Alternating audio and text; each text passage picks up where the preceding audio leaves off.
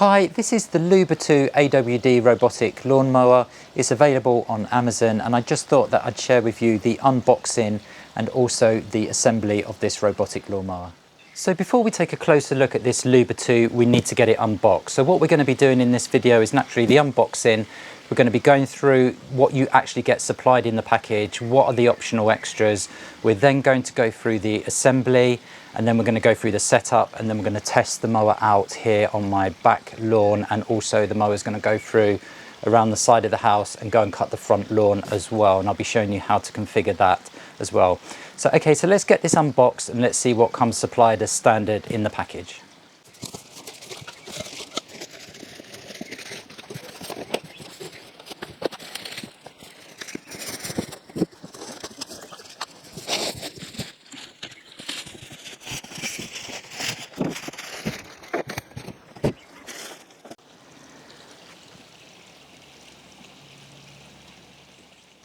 That's our LUBA unboxed. So what do you actually get supplied in the package as standard? So naturally you're going to get the mower itself. So in this case I've got the LUBA 2 AWD 5000. There are other models available. So essentially there's 4 models available. There's the 1000, the 3000, the 5000 and the 10,000. There's also an H range as well in all of those 4 models, which means they just cut at a higher range of cutting heights. And that's really designed for grasses in the US and Canada. The 10,000 is not available in the UK, that's only available in the US and Canada as well. Though you can, if you are in the UK and you want the 10,000 version of the LUBA, you can get that through a supplier there. So that's essentially it. That's the 4 models that are available. So you're going to get the mower, you're going to get the charging station, and what's different about the LUBA 2 over the LUBA 1 is the camera. So this is the vision module that goes on top of the robotic mower, so that the mower is not just relying on the GPS or the RTK for navigation. It uses this camera module as well. And what I will be doing is explaining throughout this video the differences really between the two, the LUBA 1 and the LUBA 2, but I will be doing a dedicated video explaining what the differences are and the improvements that have gone into the LUBA 2. You're also getting the user manual, naturally all your power supplies as well. You've got your front bumper, we've got the pole here to mount the RTK station on. If you're going to use that, there is an optional wall mount as well, which I'll be showing you in a moment, but I'm just going to be using this pole on my setup here in my garden. So you've also got a spare set of blades there. You have another power supply. So if you don't want the RTK connected to the base station, this RTK can be connected elsewhere using this power supply. There is also a solar panel coming out, which is really exciting because that means that this can just be mounted anywhere without the need for a power supply. That's coming out in July 2024. You can pre-order it at the moment, and we're in June 2024, so that can be pre-ordered.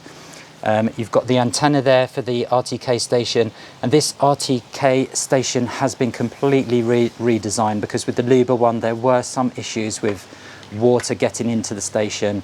So this is now rated at IPX7 as opposed to IPX6, which was the old station. And this also has Wi-Fi as well, which is a really big improvement over the LUBA 1 RTK station, because that wasn't Wi-Fi. And what that means is that you can do updates to this RTK station over the internet, which is so you don't have to go down and connect up and plug in like you do with the old RTK station on the LUBA 1. There's the other benefit of having the RTK station connect to Wi-Fi is the fact that you can, if you want, so there's a range restriction in terms of the RTK and the LUBA, and it's 150 meters. Now with this being on Wi-Fi and the ability to put in a 4G SIM into the robotic mower, that can be extended up to 5 kilometers. So that's a really massive improvement that LUBA or Momotion have done to the RTK station, but I'll be telling you a little bit more about that later. You get 2 keys here, 2 safety keys. You've got some screws here which are going to be used to attach the camera module to the LUBA, and I'll be showing you how to do that after as well. You've got your ground screws here for your base station. You've got some pegs and some clips to keep all your cables tidy. But again, when I go through the setup, I'll be showing you how to do that. So that's pretty much what you get as standard in the package with the LUBA 2. So now I'm just going to go over quickly what the optional extras are.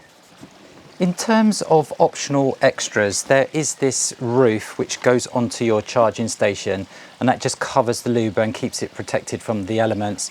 So that is an optional extra. That's really easy to fit, and I'll be showing you how to fit that later when we set this up in my back garden. So the other optional extra that you can purchase is a wall mount for the RTK station.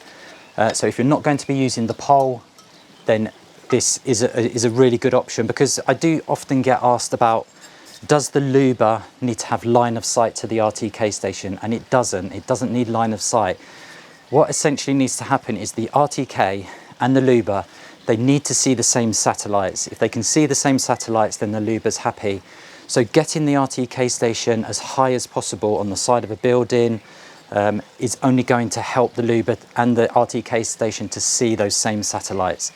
So where I'm setting up this LUBA, I'm not going to use this because I have clear line of sight in terms of where my RTK station is going to be and in my front lawn. So though the LUBA is going to be over the other side of the house and it can't see the RTK station, they can both see the same satellites. So I don't think I'm going to have any issues with the LUBA navigating down the side of the house and travelling out onto the front lawn to cut the front lawn and then making its way back to the charging station at the back of the back garden.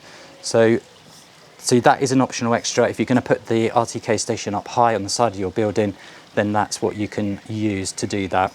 The only other optional extra that's available at the moment are spare blades. So that's a pack of 24 pieces. So that's going to do 3 complete changes of your blades on your LUBA. The only other optional extra that is available to purchase, but it's not actually been released yet, is the solar panel for the RTK station. And that's going to be really, really useful because it will allow you to position this RTK without having the need to run a power supply to it. So that's something that I would really highly recommend if you're going to be positioning this RTK station away from the main charging station. You've got trees, for example, and you need to get that RTK station up higher. So that's basically it in terms of the optional extras that you can purchase for the LUBA 2 at the moment. So that's the unboxing of the LUBA 2. I hope you found that useful.